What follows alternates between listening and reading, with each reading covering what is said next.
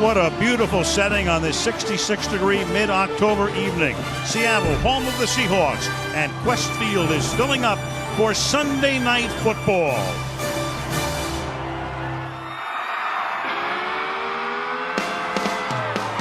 The red carpet is the scene tonight. The crowd is going crazy here. Sunday night is football night. All right, Sunday night, where are you? Just kicking back from the things that you do. You want the big game, we want it too. Hey, Jack, it's a fact, the show's back in town. Saints and the Hawks gonna chuck it around. The stadium's rocking, time to crank up the sound.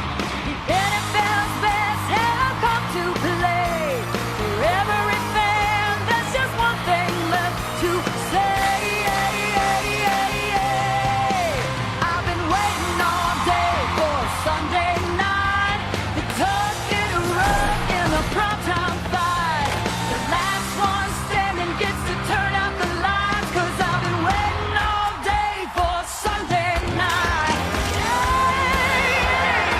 Give it to Alexander, and we'll go all the way for the touchdown. Unbelievable! And the Heisman Trophy winner. Bush made it look so simple. Boy, is he fun to watch.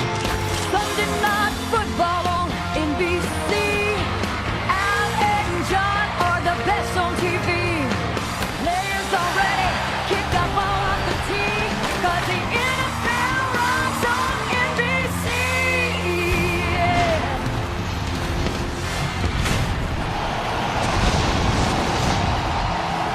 With a record of 3 wins and 2 losses, the Seattle Seahawks making their entrance out onto the playing surface at Quest Field in Seattle, ready to take on Drew Brees and his New Orleans Saints on NBC's Sunday Night Football.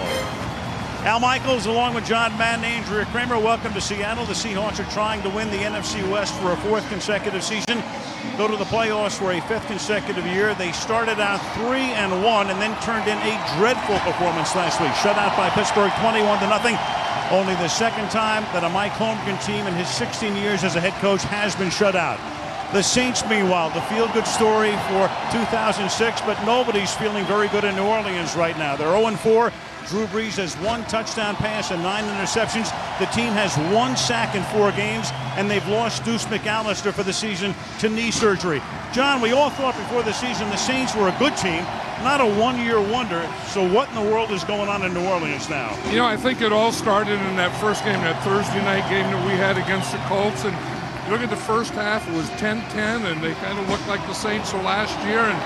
And then the Colts got some big plays on them, and they started to play that soft zone. Then they frustrated Drew Brees. Then he started to force the ball, and that's the way everyone's been playing him ever since. And I think they just have to solve that soft zone.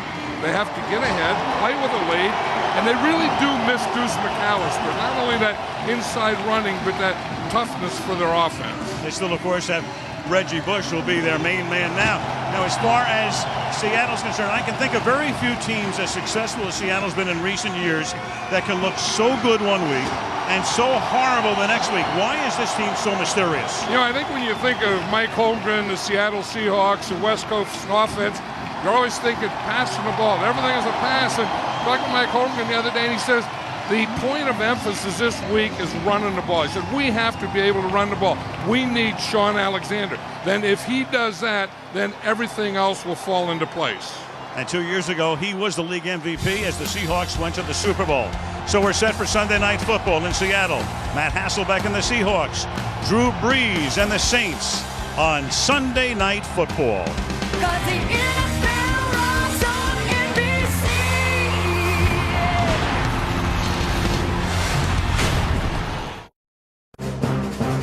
Sunday Night Football is brought to you by Subway Restaurants and the Subway Fresh Fit Meal. Subway, eat fresh. By Ask.com. And by Chevy, an American Revolution. Spanish audio provided by Telemundo.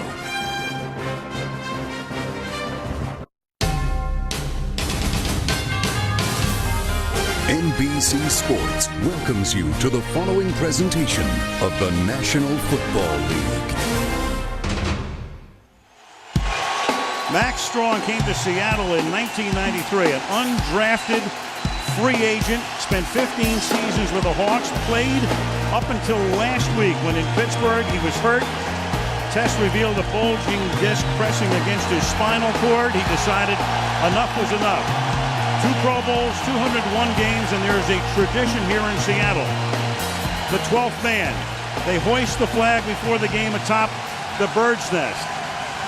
And there tonight is Mr. Max Strong hoisting the flag before this adoring crowd of more than 65,000 as his career comes to an end, and nobody can appreciate him more than Sean Alexander or Mike Holmgren. And John, when you think about it, if you made a movie about a fullback, a great name for the character would be Max Strong. Yeah, and he fit that too. I mean, he was the tough guy. He was the lead blocker. He did all those things that maybe you don't notice, but are very important to a team. And a coach loves those kinds of things. Saints to kick off. Steve Weatherford, not Olindo.